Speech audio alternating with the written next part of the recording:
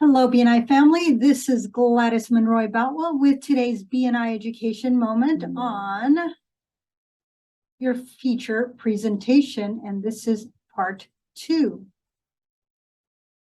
And I'm with Insurance by Design, helping review why your feature presentation is so important.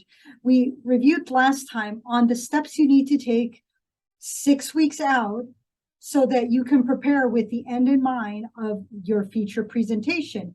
This end in mind is, what are you trying to accomplish during your time in your feature presentation?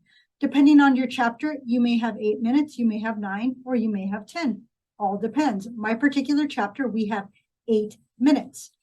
Now, you need to prepare because you need to know, where are you going? What's the goal? How are you trying to get there? And for you, it might be a little different how you're going to present. It could be that you're going to use a PowerPoint. I love having slide decks. Some people use PowerPoint, some use Canvas or Canva, I should say. Others, like our chiropractor, she just showed us, explained to us, and that was a great way for her as a chiropractor to really show us, go to the side and go, hey, do this, and showing us that look was one good thing for us.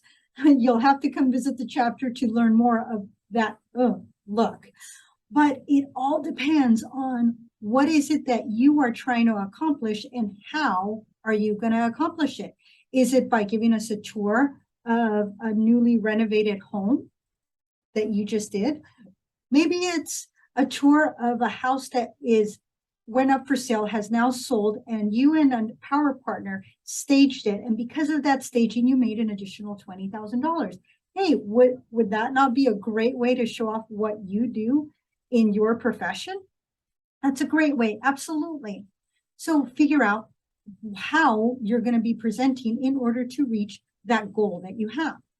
Now you need your tools, because everybody has a different toolbox depending on what your profession is. But in this case, these tools are the things that you need for your presentation. So in this case, the first 3 minutes is for, in our case, our chapter, introduction and what sets you apart. Why are you different? Why should we trust you? Why should we listen to you? You got to tell us. Then the next 3 minutes are stories. We love hearing stories. Stories stick. Give us a story, statistic, an analogy, something that's going to get us all, I did not know that. I think I need to continue to listen. And then the last 3 minutes, that's when you're going to tell us, what is the call to action? What do you need from us? So first, your hook. Now, your hook is the wow. How do you grab us? How do you catch our attention? How do you get us to go, wait, what? I need to hear that again. When I don't enjoy fishing, I really don't. I have tried it and it is more boring than I thought that it was. And maybe it was the type of fishing that I did. But I will tell you, when it comes to fishing, it all depends. If you're at a stream, a lake, or the ocean, you need a different pole. And then depending on the type of fish that you are trying to catch, you need a different hook. Some of them jiggle, some of them need a little, I don't know, something with feathers. Others, they need color, something shimmery. So each different type of fish or whatever it is you're trying to catch will be attracted to that hook. So who is your audience? In this case, it's BNI. And within BNI, you're not trying to sell to your audience. You are trying to sell through your audience. And how do you do that? You give us stories. You give us that little hook. You give us those things that are going to catch us, and we're going to remember, because 3 months down the line, when we've not heard a feature presentation, only your weekly presentation, you are still going to be top of mind for your profession. So that is so important to grab us. Next is, tell us a story or two. Give us a statistic, an analogy. 1 in 4, blah, blah, blah. The staging or the redoing of this kitchen was able to increase the value of the home by X amount. In my case, I will tell you a story that I was at a conference. This was a few months ago. And of course, it's a conference, so networking, we're chatting. And so somebody asked me, of course, my name, that's, a given, but then they asked me what I did. And then somebody that was walking up, as I'm explaining what I do, I'm an insurance broker, she says, wait, are you the Gladys? And I said, what do you mean the Gladys? She goes, yes, the Gladys, the one that works and does and saves lives. That's what she said. And I was like, okay, you must have the wrong person, in my opinion. And then she said, I am so-and-so, the social worker at such and such a hospital. Yes, you save lives. And in her opinion, I was saving lives because when they had a Spanish-speaking patient that needed insurance in order to be able to get the transplant that they needed, I came in and I helped them get the insurance that was going to cover it, the network that was going to also be covered, as well as try to reduce the costs for that person the best that I could. And in her opinion, I saved lives because of that. Well, don't you think that that story of Gladys saves lives going to somebody else is not going to move them to call me and at least talk to me about how I do that? She had to take a selfie and she sent it to the other social workers at the hospital because for her, it was a great honor to meet me. We had never met in person. So that was a personal story that I thought, wow, it's the first time I'm telling it. But another story that I will share with you, and there is a purpose to it, because the story should always have a purpose. I'm listening to this comedian and he is talking about Eric Musambani. He broke the world Olympic record for the 100-meter men's 100-meter freestyle back in 2000. He's from Equatorial Guinea. It's in West Africa, and you probably have never heard of the country, but maybe if you're a buff that knows your geography, you might.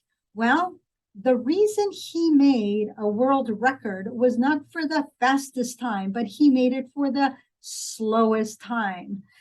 There was a story behind how he got to the Olympics with a 1 minute 52 second and the slowest time, but yet he moved on because the other two that he was competing against, they got disqualified. So he moved forward. There's a whole story behind it. Look it up. It's actually quite amusing to hear how it all happened. But he had a goal. And when we are telling our stories within our BNI feature presentation, there is a goal to it besides catching people's attention to say, well, what's the answer? What? So it's a call to action. So he told the story on a Netflix a special because he wants to meet Eric Musambani.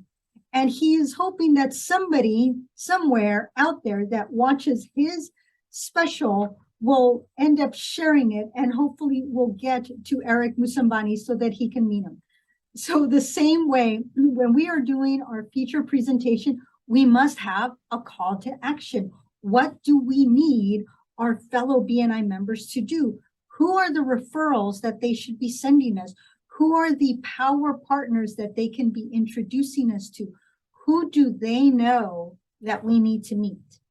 And when we are sharing our information, it is not the nitty-gritty little details of how you do this one thing. No, that doesn't matter. Nobody needs to know how sausage is made. And some people do know that. They've seen it happen. But for the most part, we don't need to know. All we need to know is that delicious hot dog that has bacon around and where you can find it down in the corner of Walk and Don't Walk in downtown, you name the city. That is what we need to know, that delicious hot dog that somebody wants and where they can find it. That is how we are presenting ourselves and what we're asking our fellow members to send to us, who to introduce us to. That is why we're doing our feature presentation. Do not leave money on the table by not sharing that. And then lastly, the fortune is in the follow-up. We have to set up one-to-ones. Who's in the room? Are there visitors that we can meet one-to-one? Who do they know? And then within our chapter, is there somebody new or somebody that did not know that we did this one little thing that they can now send us referrals? Sometimes that one little thing we say sparks somebody's attention and goes, oh, I think I do need to ask more questions. So that's where questions are answered, are doing the one-to-one. If you haven't already answered them before you got to your feature presentation, because remember, that was on week 6 and week 5 that you should have been asking questions and setting up one-to-ones to answer those questions so that those members of yours could invite the best visitors, so that when you're presenting your information, they're in the room already for you, so that you can then do the one-to-one meetings with them. Method to the madness, right? So to recap, you're gonna paint your hands. You're gonna paint them with purpose. You're then gonna paint them with a couple of stories, analogies, statistics, whatever it may be that's gonna grab us and get us to listen to you. Then it's your call to action of who we should introduce you to. And then the thumb is for the follow-up. It is your responsibility to make sure that if there are questions that you follow up, you set up one-to-ones with your visitors, with other BNI members, and answer those questions. All right, hopefully this has been a good education moment for you. This has been Gladys Monroy Boutwell, Insurance by Design, insurance broker, and I am with the BNI Portland Connect online chapter. Come visit us when you can. Have a good rest of your day.